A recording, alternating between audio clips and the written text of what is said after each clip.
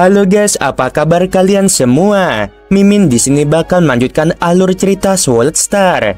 Disclaimer dulu bahwa kemungkinan besar ada perbedaan antara novel dan versi Donghuanya, tapi alur cerita utamanya tetap sama. Jadi tanpa ragu, Mimin akan membawakan alur ceritanya. Di lembah Istana Perak, di samping Menara Wuci yang menjulang tinggi di lembah Raja Dewa, keempat pemimpin duduk di singgasana mereka. Mereka semua menyaksikan layar tampilan mengambang yang menunjukkan semua yang terjadi di Menara Wuci.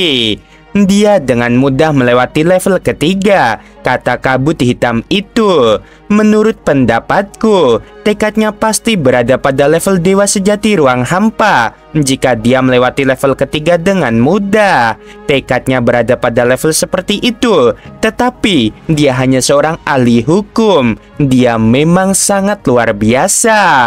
Pemimpin wanita berbaju perak berkata, "Lihatlah teknik pedang yang dia tunjukkan saat menggunakan Dewa Cakar Emas.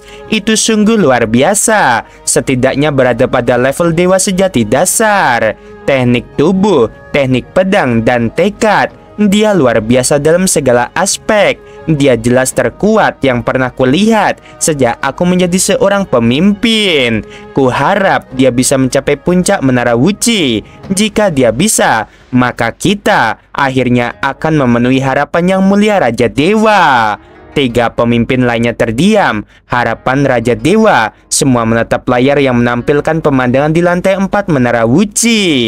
Lantai kedua untuk hadiah. Aku ingin tahu hadiah apa yang akan dipilih prajurit Bima Sakti itu. Ke-15 prajurit yang selamat di lantai 4 Menara Wuci sudah lama menduga hal ini. Menurut apa yang Menara Wuci katakan kepada mereka sebelumnya, hanya ada jebakan maut di 3 lantai pertama, yang berarti hanya 3 lantai pertama yang akan membahayakan nyawa mereka. Dari lantai 4 ke atas hanya akan ada hadiah. Mereka akan aman mulai sekarang. Semua prajurit penuh dengan harapan. Waktu dan ruang bergetar. Ke-15 prajurit itu dipindahkan ke lantai 4 dan mereka semua melihat sekeliling. Lo Feng melihat sekeliling dan portal di sekelilingnya meluas. Di dinding di samping portal terdapat banyak pohon dan mayat, seolah-olah ada banyak makhluk hidup dan mati yang disegel di dinding di samping portal. Apakah ini labirin, pikir Lo Feng? Ada portal di sisi kiriku dan satu di sisi kanan. Ke-15 prajurit itu melihat sekeliling. Mereka ragu-ragu. Tidak ada yang berani melakukan apapun. Sebaliknya, mereka menunggu pemandu dari Menara Wuci. Sebuah cahaya muncul mengelilingi para prajurit. Prajurit yang beruntung. Kalian semua memang orang-orang yang beruntung karena telah mencapai tingkat keempat Menara Wuci. Dan mulai sekarang kalian akan aman. Tidak ada prajurit yang diizinkan untuk saling bertarung. Jika tidak, kalian akan dieksekusi. Kalimat pertama pengantar itu langsung membuat semua prajurit lainnya lega. Mereka melirik Lo Feng. Mereka tidak tegang atau takut seperti sebelumnya. Sebaliknya, mereka merasa rileks. Ada banyak hadiah di lantai 4 lantai Wuci, kata suara itu. Ada 4 portal di sekelilingmu dan semuanya mewakili 4 hadiah yang berbeda. Portal yang cahaya putihnya redup adalah portal barang-barang berharga. Begitu kamu masuk, kamu bisa memperoleh barang-barang berharga seperti senjata jenis mesin dan barang-barang berharga yang digunakan untuk memulihkan tubuh dewamu. Yang memiliki cahaya keemasan redup adalah cahaya portal warisan. Ada beberapa teknik khusus melalui portal itu, dan jika kamu beruntung, kamu mungkin mendapatkan beberapa teknik yang luar biasa. Yang memiliki cahaya ungu redup adalah jalan menuju dewa sejati. Itu akan membimbingmu tentang cara membuat terobosan dan cara menjadi dewa sejati. Itulah jalan hukum yang memiliki cahaya hitam redup juga merupakan jalan menuju dewa sejati. Tetapi mengikuti jalan kekuatan dewa, kamu akan menjadi lebih kuat, tetapi itu ratusan kali lebih sulit. Kalian hanya dapat memilih satu dari 4 portal ini. Hadiah yang kalian peroleh dari portal-portal tersebut akan menentukan apakah kalian dapat memasuki lantai 5 atau tidak. Pilihlah, wahai prajurit yang beruntung. Lalu suara kuno itu menghilang. Lo Feng dan yang lainnya melihat sekeliling ke 4 portal yang melambangkan hadiah berbeda. Seekor ular hitam raksasa, binatang aneh dengan tengkorak merangkak ke portal emas. Teknik di Menara Wuci pasti luar biasa. Dengan teknik khusus, aku akan dapat menggunakan lebih banyak kekuatan saat melawan makhluk hebat di level yang sama. Aku sudah terlalu lama terjebak di ranah hukum, kata seorang prajurit suku bertubuh pendek. Aku harus menjadi dewa sejati. Jalan kekuatan ilahi terlalu sulit, jadi aku mungkin tidak akan memperoleh apapun. Dia memasuki portal ungu. Para prajurit memilih portal mereka satu persatu. Sebagian mengira mereka bisa mendapatkan panduan tentang cara menjadi dewa sejati di ketentaraan. Jadi mereka memilih teknik atau barang berharga. Sebagian ingin menjadi dewa sejati secepat mungkin. Jadi mereka memilih jalan menuju dewa sejati. Meskipun 8 dari 15 prajurit memilih jalan menuju dewa sejati, 6 dari mereka memilih jalan hukum. Mereka semua tahu bahwa jalan hukum lebih umum dan lebih mudah, sementara jalan kekuatan ilahi atau dewa jauh lebih sulit. Mereka bahkan tidak yakin apakah mereka bisa berhasil di jalan hukum, jadi mereka tidak berani mencoba jalan kekuatan ilahi. Lagi pula, itu hanya panduan. Lo Feng bergumam, aku akan melihat pemandu khusus seperti apa yang telah dipersiapkan oleh Yang Mulia Raja Dewa dari dunia jin. Lo Feng bahkan tidak ragu-ragu, dia langsung memilih jalan menuju dewa sejati. Dia sudah memperoleh cukup banyak. Lo Feng tidak berpikir dia bisa mendapatkan barang berharga yang luar biasa setelah hanya 3 level. Soal teknik, dia punya banyak teknik hebat dari Sungai Duandong. Jalur hukum, dia sudah lama meninggalkannya. Satu-satunya pilihan adalah jalur kekuatan ilahi. Itu telah ditinggalkan oleh Yang Mulia Raja Dewa, jadi mungkin dia akan terinspirasi. Keempat pemimpin itu menatap layar. Lo Feng dan prajurit lainnya melangkah ke jalur kekuatan ilahi menuju dewa sejati, dan mereka berdua mendesak. Semua pemimpin berseru setuju. Terpilih dengan baik. Satu-satunya portal berharga di tingkat keempat adalah jalur kekuatan ilahi menuju dewa sejati. Ini adalah pencapaian besar dari Yang Mulia Raja Dewa. Prajurit Bima Sakti itu membuat pilihan yang luar biasa. Makhluk hebat lainnya di pasukan tidak tahu tentang ini, tetapi mereka adalah pemimpin lembah Raja Dewa. Jadi mereka bertanggung jawab untuk menjaga Menara Wuci. Bakat ideal yang tak tertandingi yang dibutuhkan oleh Yang Mulia Raja Dewa harus menjadi dewa sejati dengan mengikuti jalur kekuatan dewa. Bagaimanapun, ada cara lain untuk membuktikan diri sebagai jenius tak tertandingi dari Raja Dewa, yaitu mencapai 90.000 kali level gen kehidupan di jalur kekuatan dewa dan menyelesaikan semua 10.081 solusi dalam permainan Kaisar Badak sekaligus. Jika seseorang memenuhi kedua kriteria tersebut, mereka akan segera disegel dan akan memperoleh Dewa Wuci. Berdasarkan kedua persyaratan ini, dapat disimpulkan bahwa jenius tak tertandingi yang dibutuhkan Raja Dewa harus mengikuti jalur kekuatan dewa. Lagi pula, ketika Menara Wuci dibangun, hanya jalur kekuatan dewa menuju dewa sejati yang dirancang dengan cermat oleh Yang Mulia Raja Dewa untuk membantu para penerusnya.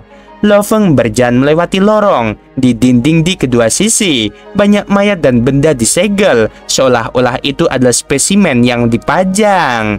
Panduan kekuatan ilahi, di mana itu? Lo Feng terus mencari dengan seksama. Tiba-tiba matanya berbinar dan dia menatap dinding di satu sisi. Dia menemukan bahwa benda-benda dan objek yang tampaknya sederhana itu dapat digabungkan menjadi gambar ukiran yang rumit. Ditambah lagi, beberapa spesimen menonjol dari dinding, sementara beberapa lainnya cekung. Mereka membentuk gambar 3 dimensi. Gambar 3 dimensi itu menginspirasi Lo Feng. Mungkin hal itu tidak jelas bagi makhluk-makhluk hebat lainnya, tetapi hal itu jelas bagi Lo Feng. Ia telah mempelajari struktur makhluk-makhluk menggunakan tubuh lautan berkali-kali, dan tubuh dewanya telah menembus tingkat gen kehidupan yang sempurna. Ini adalah struktur paling rinci dari bentuk kehidupan yang sempurna, kata Lo Feng. Dia langsung menghafal strukturnya. Jika seseorang tidak dapat memahami strukturnya, maka tidak peduli berapa kali pun mereka melihatnya, mereka tidak akan dapat menghafalnya. Namun, Lo Feng telah mencapai tingkat struktur kehidupan, dan studinya sudah lebih unggul. Di sebelah kiri, Lo Feng melihat ke sisi lain. Ketika semua spesimen itu digabungkan, mereka memang dapat membentuk gambar 3 dimensi dari bentuk kehidupan yang sempurna. Yang di sebelah kanan adalah makhluk hidup berjenis daging dan darah, dan yang di sebelah kiri adalah makhluk hidup berjenis tumbuhan. Lo Feng mengingat semuanya dan melangkah maju. Di kedua dinding saat ia terus maju, ada banyak spesimen yang membentuk gambar 3 dimensi, dan semuanya adalah bentuk kehidupan yang sempurna. Namun, meskipun mereka adalah bentuk kehidupan yang sempurna, ada beberapa perbedaan di antara mereka. Bahkan struktur gen kehidupan mereka yang sempurna memiliki ratusan variasi. Luar biasa. Ini sangat rinci. Lo Feng tercengang. Dia terus melangkah maju. Setelah beberapa saat, ia sampai di ujung portal. Ada sebuah pintu di ujung portal dengan gambar 3 dimensi yang belum lengkap. Lo Feng tersenyum. Apakah makhluk hidup golongan darah dan daging? Lo Feng menunjuk dan menyuntikkan kekuatan dewanya ke dalam. Dia dengan cepat menyelesaikan gambar 3 dimensi, membentuk gambar makhluk yang sempurna. Dia telah mempelajari banyak sekali makhluk sempurna. Jika itu adalah bentuk kehidupan bertipe energi, mungkin butuh waktu yang lama baginya. Namun dia sangat akrab dengan makhluk bertipe daging dan darah, jadi dia menyelesaikannya dengan cepat. Pintu kayu itu segera memancarkan cahaya cian, menyelimuti Lo Feng dan dia menghilang. Dia sudah memasukinya. Baru beberapa saat berlalu dan dia sudah menyelesaikan tugasnya. Tubuhnya yang suci pasti sudah melampaui tingkat gen kehidupan yang sempurna, kata pemimpin yang tinggi. Selain itu, dia mengikuti jalur kekuatan yang suci. Prajurit Bima Sakti itu sangat ambisius. Dia tidak hanya ingin menjadi dewa sejati, sebaliknya, dia ingin mencapai tingkat gen kehidupan yang lebih tinggi. Semua pemimpin lainnya juga gembira. Mari kita lihat berapa banyak yang bisa dia dapatkan. Bahkan para pemimpin tidak memenuhi syarat untuk melihat area yang lebih dalam dari jalur ilahi menuju dewa sejati.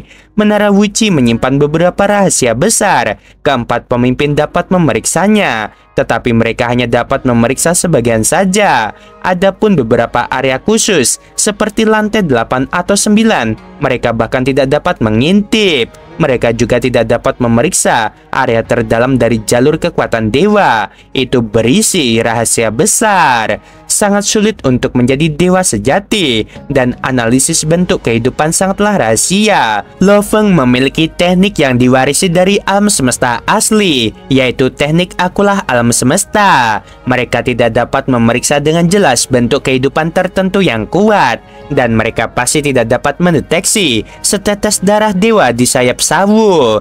Dewa sejati ruang hampa, dan bahkan dewa sejati abadi tidak mampu menganalisis struktur makhluk. Gambar 3 dimensi yang komprehensif sangat berharga di luar kata-kata. Tentu saja, gambar-gambar itu perlu dipahami sebelum dihafal. Jika seseorang tidak dapat memahami gambar-gambar itu, ia tidak akan dapat mengingat apapun.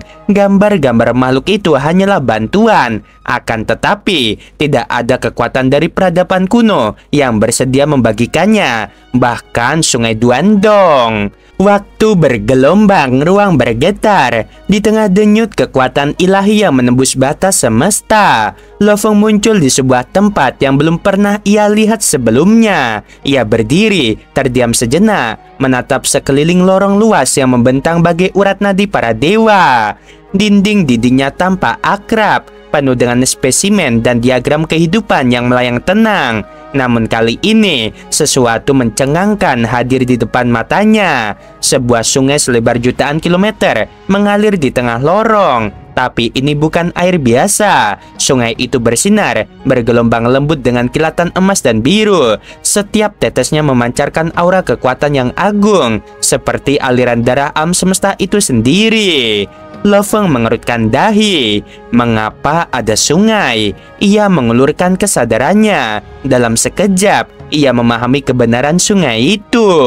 Kekuatan dewa tanpa tuan tidak terbatas. Ini seperti hukum laut di alam semesta asli, tapi bahkan lebih pekat dan lebih murni. Matanya langsung bersinar. Ini harta tak ternilai. Jika aku tidak menyerapnya, aku pasti makhluk paling bodoh di semesta ini. Lo Feng mengangkat tangannya. Dalam sekejap, kekuatan sungai mengalir deras ke tubuhnya. Gelombang kekuatan dewa menyelimuti dirinya seperti badai surgawi. Seluruh tubuh dewanya, yang saat itu masih setinggi 10.000 km, mulai menyedot kekuatan itu dengan liar.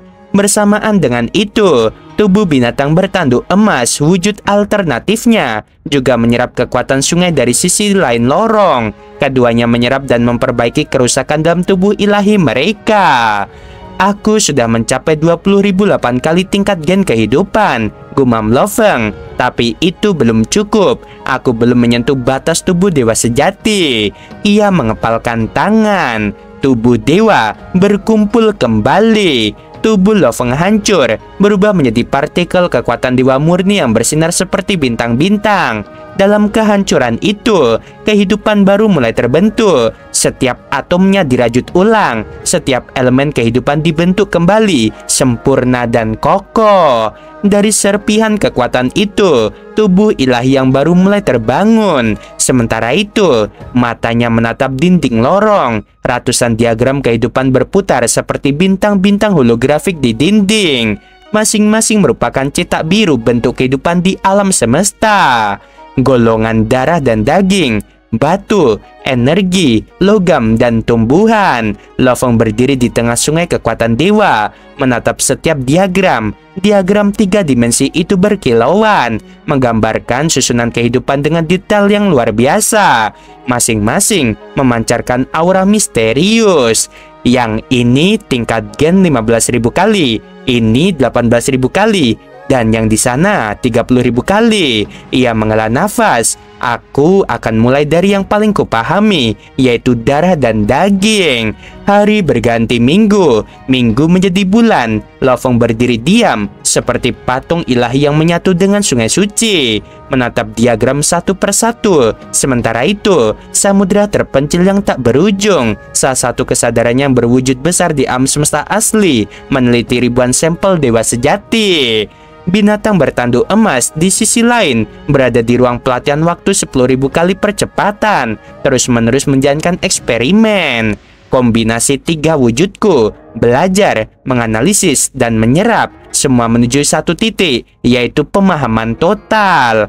Tak lama, ia menembus tingkat gen 32.000 kali lipat. Tubuhnya melesat dari tinggi 10.000 km hingga 1 juta kilometer. Ini kekuatan tahap pertama tubuh dewa sejati, serunya.